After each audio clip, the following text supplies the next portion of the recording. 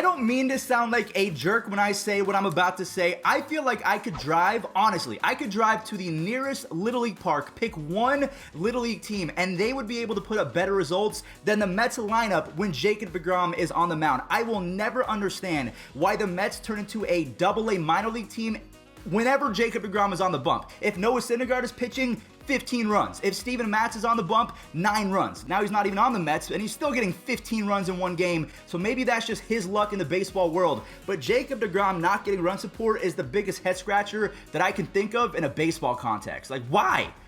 Why? I want to go ahead and kickstart the video off with a fantastic story. Trey Mancini hit his first home run of the season. Now, if you don't know who Trey Mancini is, he is by far the best offensive player I could say for the Baltimore Orioles, and he missed all of 2020 with stage 3 colon cancer. Well, guess what? He beat cancer's ass. F cancer. I'm gonna say that right now.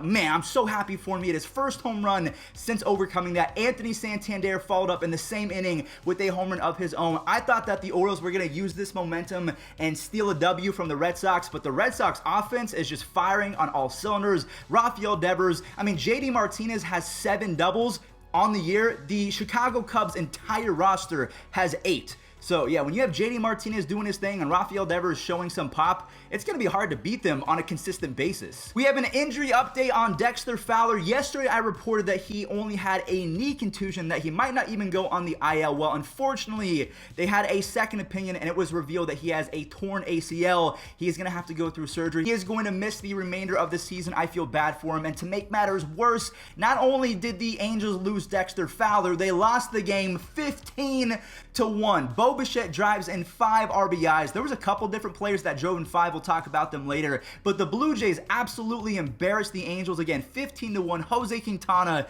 I'm sorry to say this, I don't mean to sound like a jerk today, but maybe these are overreactions. Jose Quintana has been horrible the last 2 years, especially with the Chicago Cubs, and now in his first 2 starts with the Angels. I told you that they were going to overpay for him, and that's exactly what's happening. Where on the flip side, Steven Matz, he's been terrible, but so far in his first 2 starts for the Blue Jays, 12 1/3 innings, 2 earned runs, and 13 strikeouts. So it looks like a change of scenery might actually save Steven Matz's career, where Jose Quintana giving up a bunch of runs and the Blue Jays scoring 15. Man, wait until they get George Springer back. One cool moment that I want to talk about from that game is Vlad Jr. talks to his buddy Albert Pujols because Santiago Espino, if I butchered his name, I'm really sorry. His favorite player growing up was Albert Pujols, and Vladimir Guerrero Jr. introduced them.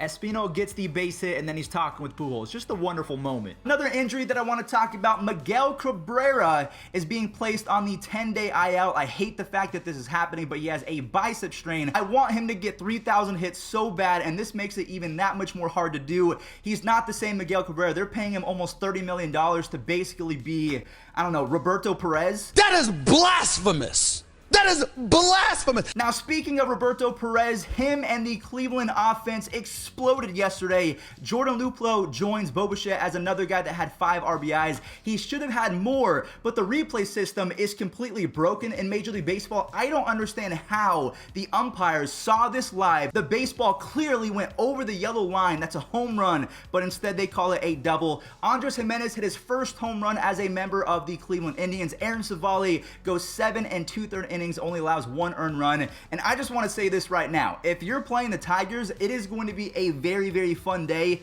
because they're not good. Now, the last of the injury concerns, the Oakland A's have been just hit hard by them. AJ Puck is gone, Mike Fiers is gone, Chad Pinder is gone, and then we all know that Trevor Rosenthal had to go through thoracic outlet surgery, so he's going to be out for the next 8 to 12 weeks. However, the A's did not let that stop them yesterday. They have won the last 3 or 4 games, I believe. They pull out a victory against the Astros of all teams. The A's put up 4 runs in 5 innings, and Ramon Laureano hit one to space. I guess you could say that Houston has a problem. Shut up! Frankie Montas showed up and was dominant. He's dominant every other 4 or 5 starts. He can be one of the best pitchers in baseball, and he can be one of the most inconsistent. He goes 6 innings, has 8 strikeouts, as Seth Brown hits his first home run of his very young career. I think that Seth Brown could be a very sneaky fantasy player for the rest of the year. He's got some good pop. He plays great defense, although defense doesn't really help on a fantasy side of things. But yeah, I really think that Seth Brown can be a good player for the A's. Tim Locastro has done it. The fastest player in baseball has set a major league record. He is 28 for 28 to begin his MLB career, so that is a record. He passes, I don't know if it was Tim Raines or Harold Baines. I don't remember the name I saw on Twitter. You guys will have to correct me in the comment section down below, but his cleats are on the way to Cooperstown. 28 for 28. I think yesterday he ran at a 31.1 foot per second speed, which is just stupid fast. Riley Smith, he came in huge. He was roughed up in his first start in the first 2 innings, but he was able to settle down, and for the next 4, he did not allow a single earned run against the best team in baseball. I'm not saying that they're going to be the best for the rest of the year, but the Reds definitely have a potent offense, and the Diamondbacks offense, they're 11th in runs. They can score a few as well. And yeah, they gave Riley Smith some support. The Padres answered back after a no-hitter from Joe Musgrove, the first no-hitter in Padres history. Ha-Seong Kim hanged this in every museum in San Diego. He admired this one. Now, I think it was 50% he knew that it was going to be a home run. 50% he wasn't sure if it was going to stay fair, so maybe it was not him staring at it like Ronald Acuna Jr. Trent Grisham, he came back into the lineup and went yard. Jake Cronenworth and Jerkson Profar combined for 6 base hits. They are showing some guts as Fernando Tatis Jr. went down with that injury. I said out loud that the Padres are not the same team without Tatis, and then they win this game right after throwing a no-hitter. So yeah, that bullpen and that offense, they're pretty good. Ozzie Albies started off the season 0 for 19, but ever since then, he is hitting 400. Freddie Freeman hit yet another home run as Andrew McCutchen and Bryce Harper, they tie up the game and then give the Phillies the lead on Harper's home run over Ronald Acuna's. You guys remember that one fan who does not know how to say Ronald Acuna? It's definitely Acuna, not Acuna. Make sure you guys know that going forward. This was a fantastic game, and unfortunately, it was ruined by a lapse in awareness. Jose Alvarado came in for the Phillies and just simply forgot that a runner was on third base, or he didn't realize that both the shortstop and the second baseman were playing in, so no one was going to be able to cover second base if you wanted to go for a double play. So that was a game-winning RBI from Freddie Freeman. The Braves win their 4th straight game after starting off 0-4. So good job to the Braves. I picked them to win that division, and thank you, God, that they're playing well because I was looking stupid. For the first time in Jacob deGrom's career, he gave up a home run on an 0-2 count. This came off the rookie phenom. Maybe he's not a rookie anymore, but a young phenom, Jazz Chisholm. I think this guy is so electric. 10 strikeouts through the first 5 innings. And honestly, for the other team, the Marlins, Trevor Rogers had a monster game of his own. He is so tall, and because he's a lefty, the term Randy Johnson was actually trending on Twitter for a few minutes because everyone was saying that Trevor Rogers looked like Randy Johnson, and he kind of turned in a Johnson-esque performance. He was really good, but unfortunately the Mets lineup was not able to back up Jacob deGrom's monster game. 8 innings, 14 strikeouts. This was the first time in the StatCast era that a pitcher, a starting pitcher, has averaged 99 miles an hour on a fastball for 4 consecutive games. Jacob deGrom lowered his day ERA to 1.8, so that is the lowest in Major League Baseball history for any pitcher during day games. But no offense to the offense, they might be the biggest head scratcher in all of sports. The fact that Jacob deGrom might be the best pitcher that we've seen since prime Clayton Kershaw and prime Max Scherzer, but they cannot score for him.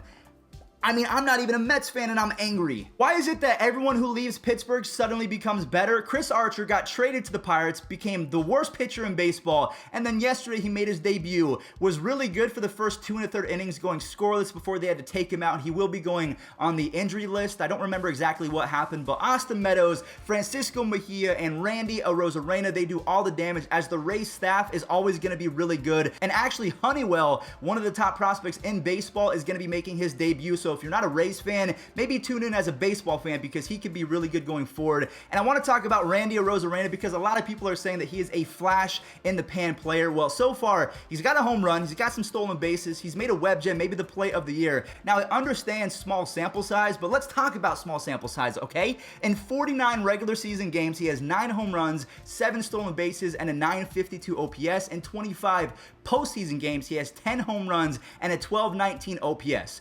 So yeah, in almost 70 games, maybe even over 70 games, the dude has 19 home runs.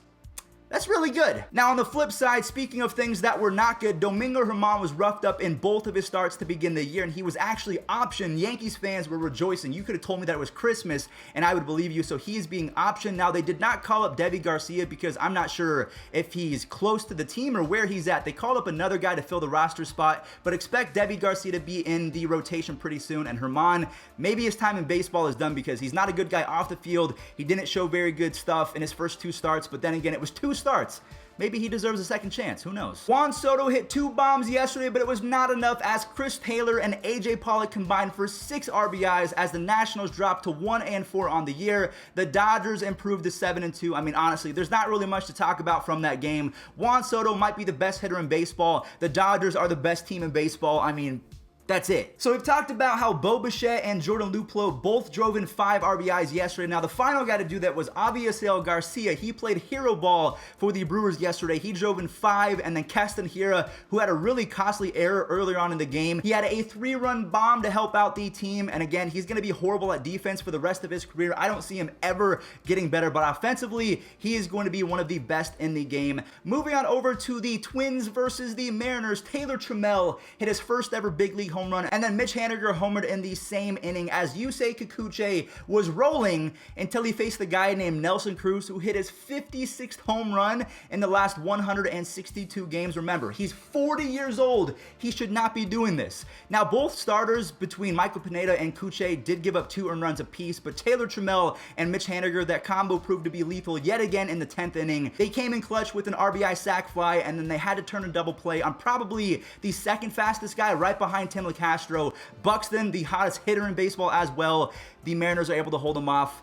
Ooh, I'm out of breath. The final 2 games from yesterday, we have Ryan McMahon hitting another home run, but the Giants squeaked away with a W as Brandon Crawford hit his biggest home run of the last maybe 4 or 5 years as the Giants steal a victory. And then last but not least, Phillip Evans is a man on a mission to prove that Brian Hayes is not the only good player for the Pittsburgh Pirates. He is now basically hitting 400 with 3 homers on the season. Mitch Keller had a pretty decent start for the Pirates. He is going to be a big piece to that rotation going forward. And then the Cubs offense, they did not look good, which worries me a lot because they now officially have the lowest batting average in all of Major League Baseball. I believe that they're the 4th worst team in terms of OPS. So yeah, that Cubs offense, not good. Not good at all. All right, everyone. Well, that does it for today's MLB recap. Thank you all so much for watching. Please let me know in the comment section down below. What do you make of the Yankees not really playing well as of late, both offensively and with the defense? You have the Mets not scoring any runs anytime that Jacob deGrom is on the bump.